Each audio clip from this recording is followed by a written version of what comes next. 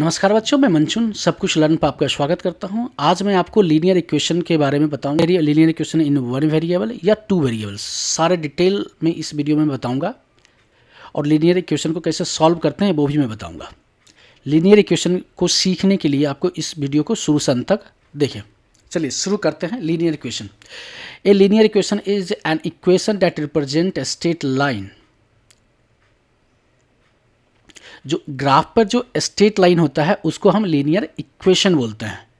ठीक है, इसमें दो वेरिएबल्स होते हैं, मतलब दो टाइप के होते हैं। फर्स्ट क्या होता है, वन वेरिएबल्स, या दूसरा क्या होता है, टू वेरिएबल्स। जैसे यहाँ पे मैंने जैसे जनरल फॉर्म में दे रखा है, वन वेरिएबल्स क्या होता है, A X plus B is equal to zero, जिसमें वेरिएबल क्या है, वन है। एक वेरिएबल को वन वेरिएबल, जिसमें देखिए यहाँ पे टू वेरिएबल्स है जिसमें एक्स और वाई होता है, तो उसको हम टू वेरिएबल्स लीनियर इक्वेशन बोल सकते हैं।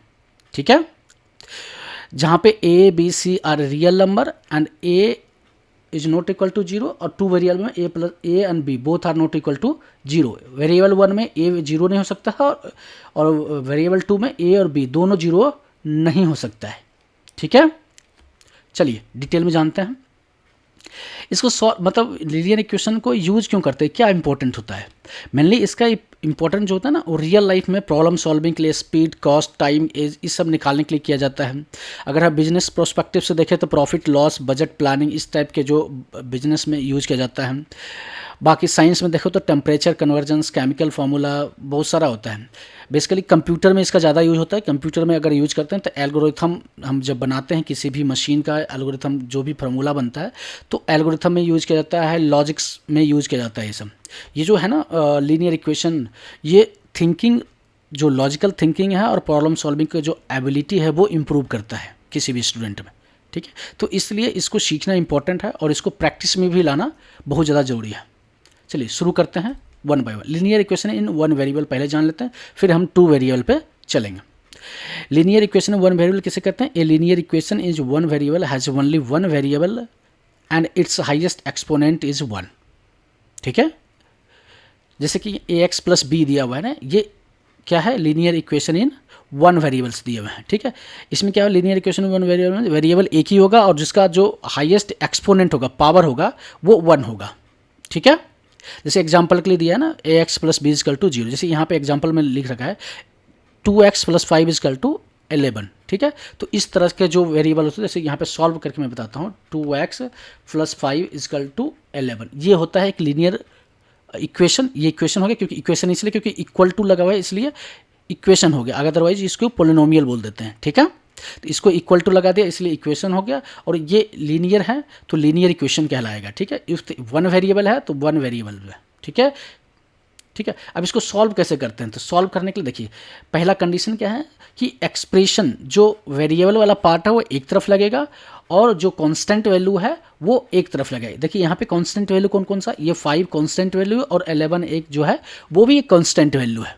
ठीक है, तो 5 एक तरफ आएगा और सॉरी एक कांस्टेंट वैल्यू एक तरफ आएगा और वेरिएबल वाला वैल्यू एक तरफ रखेंगे। ठीक है, जैसे यहाँ 2x है तो 2x को 2x रख देंगे और 11 पहले से ही है, और ये जो क्या है कांस्टेंट वैल्यू, तो इस तरफ कांस्टेंट वैल्यू है राइट साइड में, तो हम क्या करें, कांस्टेंट वैल्यू उस तरफ लेके जाएंगे। तो यहाँ पे क्या होता है, जब कभी भी इक्वेशन में जब प्लस साइन उस तरफ जाता है, इक्वल टू उस तरफ जाता है, तो माइनस में कन्वर्ट हो जाता है। तो ये प्लस 5 है तो यहाँ हो जाएगा -5। ठीक है, तो 2x इजकल टू -5 हो। ठीक है, तो 2x इजकल टू क्या होगा, 11 में से 5 गया तो 6 आ जाएगा, तो 2x इजकल टू 6।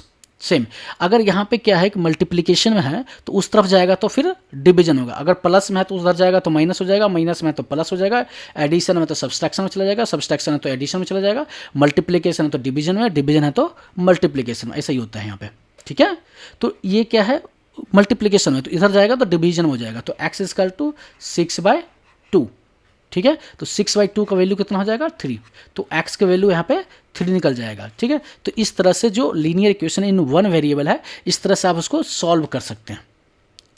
ठीक है, समझ में आ गया।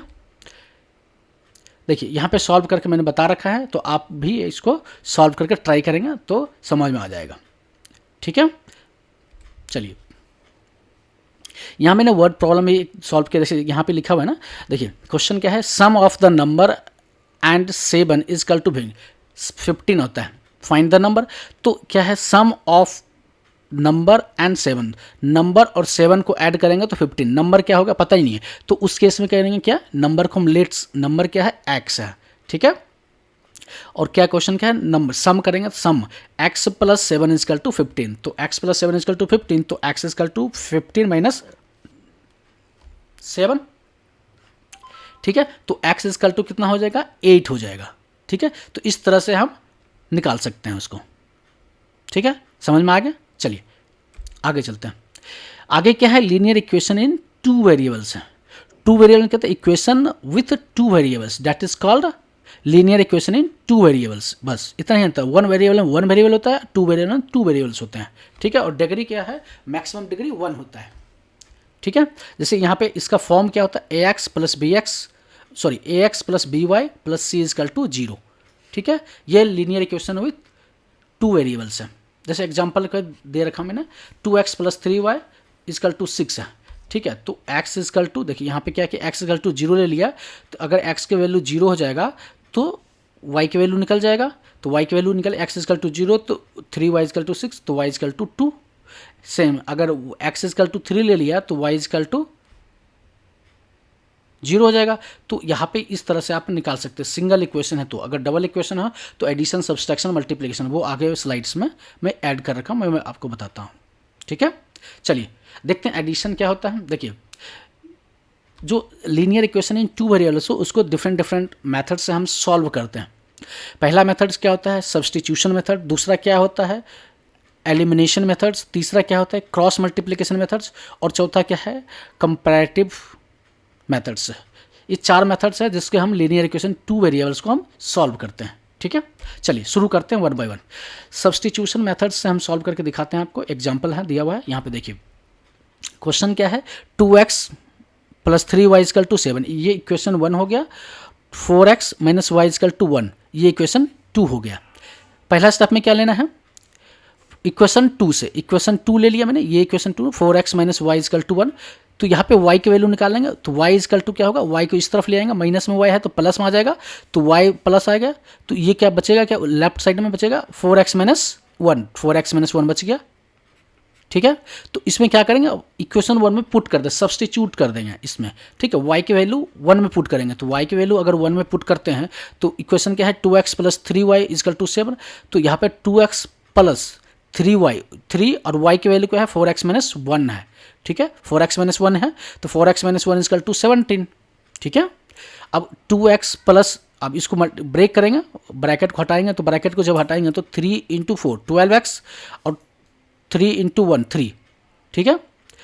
तो ये हो जाएगा 2x प्लस 12x, ये हो जाएगा 14x, और ये माइनस 13 है तो इधर चला जाएगा तो प्लस 13 3 हो, सॉरी यहाँ 3 है तो माइनस इधर चला जाएगा तो प्लस हो जाएगा, प्लस 3, तो प्लस 3 हो जाएगा तो प्लस ये हो जाएगा 20, ठीक है। तो 14x इजकल टू 20, तो x इजकल टू 10/7, ठीक है। सेम अगर ये x का वैल्यू निकल गया तो y की वैल्यू आसानी से निकल जाएगा, तो x का वैल्यू निकल गया तो y की वैल्यू निकल, तो y is equal to 4x minus 1 है तो y इजकल टू 40/7 हो गया, 4x है तो 4 इंटू 10 डिवाइड बाई 7 माइनस 1, तो ये 33/7 हो जाएगा, ठीक है। तो इस तरह से आप निकाल सकते हैं। ये जो मेथड है वो सब्सटीट्यूशन मेथड्स है, एक वैल्यू निकालो, उसको वैल्यू को दूसरे इक्वेशन में पुट करो, फिर दूसरे इक्वेशन में पुट करके एक वैल्यू निकालो, फिर वो वैल्यू निकाल के जो पहले जो हमने ऑलरेडी सब्सटीट्यूट किया है उस वैल्यू में पुट करेंगे तो ऑटोमेटिक वो दूसरा वैल्यू वेरिएबल का निकल जाएगा, ठीक है। देखिए इसी इक्वेशन को दूसरे मेथड से हम कैसे सॉल्व किया है वो देखिए, एलिमिनेशन मेथड से हम कैसे सॉल्व करते हैं इसको। एलिमिनेशन मेथड से देख लेते हैं। देखिए इक्वेशन 1 इक्वेशन 2 आपको समझ में आ गया। अब मल्टीप्लाई करेंगे, देखिए यहाँ पे देख लेते हैं, इक्वेशन 1 में और इक्वेशन 2 में एलिमिनेट, एक टर्म को एलिमिनेट करना है, एक टर्म को हटाना है, तो यहाँ पे एक भी टर्म कैसे एलिमिनेट, अगर इसको हम y को हटाना है दोनों में से, तो y को हटाने के लिए ये 3y है, तो यहाँ पे कितना करना पड़ेगा, 3y करना पड़ेगा, 3y करना पड़ेगा, तो 3 से मल्टीप्लाई करना पड़ता है, तो यहाँ पे मैंने लिखा है मल्टीप्लाई इक्वेशन 2/3, ठीक है। इक्वेशन 2 को 3 से मल्टीप्लाई कर देंगे तो ऑटोमेटिक हो जाएगा, तो 2 को 3 से मल्टीप्लाई कर दिया तो ये हो जाएगा, ये 3 से मल्टीप्लाई करेंगे तो 3 12x minus 3y is equal to 3, ये हो गया, इक्वेशन नया बन गया ये, ठीक है। अब इक्वेशन 1 ये है 2x plus 3y plus minus sorry equal to 7, ये इक्वेशन 1 है और ये नया इक्वेशन 2 बन गया, ठीक है। इसमें दोनों को ऐड कर देंगे, तो यहाँ पे देखिए ऐड करके यहाँ पे मैं बताता हूँ आपको। 12x minus 3y is equal to 3 है, ठीक है। ये है 2x plus 3y is equal to 17, ठीक है। इसको अगर ऐड करेंगे तो देखिए यहाँ पे ऐड हो जाएगा, यहाँ ऐड हो जाएगा और यहाँ ऐड हो जाएगा, ठीक है। तो यह कि इतना 3y और 3y कट जाएगा, ये माइनस में है और ये प्लस में, दोनों खत्म हो गया। तो ये कितना हो जाएगा 14x हो गया और ये हो जाएगा 17 प्लस 3, ये हो गया 20, ठीक है। तो x इजकल टू 20/14, ये हो जाएगा 7 और ये हो जाएगा 10, ठीक है। 10/7 आ गया, ठीक है। तो इस तरह से एलिमिनेशन मेथड से आप कर सकते हैं। सेम फिर प्रोसेस तो सेम ही है, क्योंकि एलिमेंट से x का वैल्यू निकल गया तो y का वैल्यू निकाल लीजिए, इक्वेशन 1 में या 2 में पुट कर दीजिए। जैसे 1 या 2 में पुट करेंगे तो ऑटोमेटिक दूसरा इक्वेशन निकल जाएगा, ठीक है। ये मेथड है एलिमिनेशन मेथड्स, ठीक है। चलिए तीसरा देख लेते हैं, कंपैरेटिव मेथड से देख लेते हैं निकाल के। एक क्वेश्चन सेम है, ठीक है। इसमें क्या क्या है, कंपैरिजन करते हैं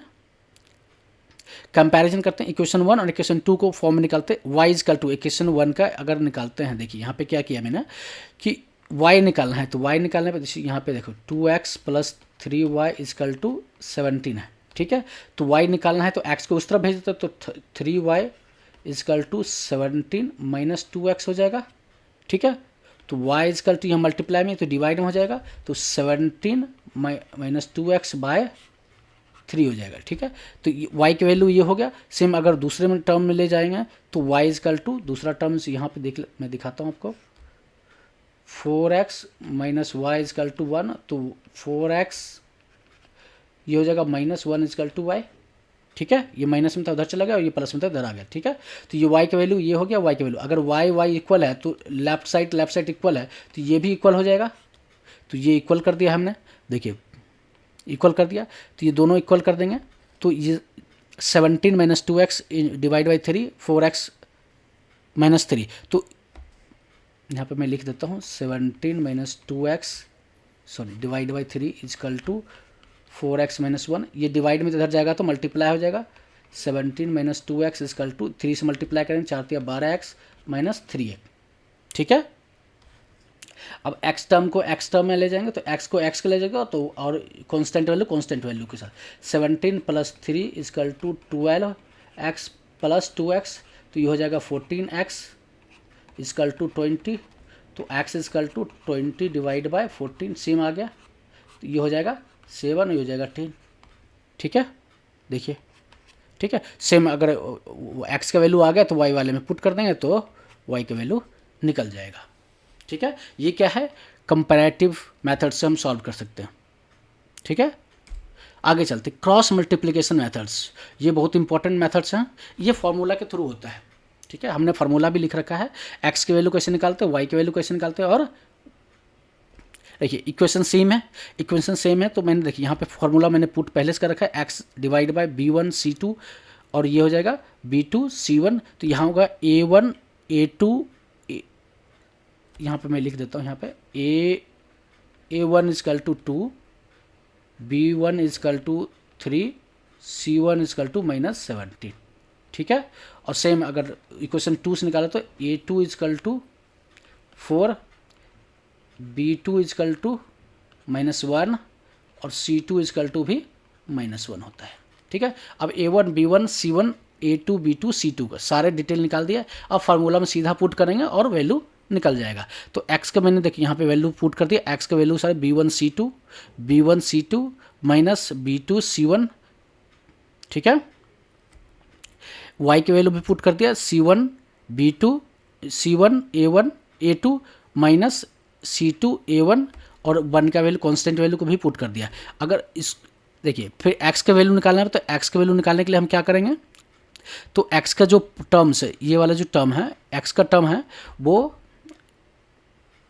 x का term equal to constant terms, और अगर y का टर्म निकालेंगे तो y का terms equal to constant value. तो x का कांस्टेंट वैल्यू के साथ हमने कंपेयर करवा दिया तो x का वैल्यू निकल गया, और y के कांस्टेंट वैल्यू के साथ कंपेयर करा दिया तो y की वैल्यू निकल गया। इस तरह से आप क्रॉस मल्टीप्लिकेशन मेथड के थ्रू भी निकाल सकते हैं। इसका लिए एक कंडीशन है कि ये फार्मूला जो लिखा है मैंने, ये फार्मूला याद होना चाहिए। अगर ये फार्मूला याद नहीं होगा तो ये क्रॉस मल्टीप्लिकेशन के थ्रू आप किसी भी इक्वेशन का आप सॉल्व नहीं कर सकते हैं। इसलिए जो फार्मूला है उसको याद करें प्रॉपर, और इस मेथड से आप सॉल्व कर सकते हैं। ठीक है, वीडियो देखने के लिए आपको धन्यवाद। वीडियो अगर अच्छा लगा तो वीडियो को लाइक करें, शेयर करें, और चैनल पे नए हैं तो चैनल को सब्सक्राइब करें, अपने दोस्तों के साथ भी शेयर करें। धन्यवाद।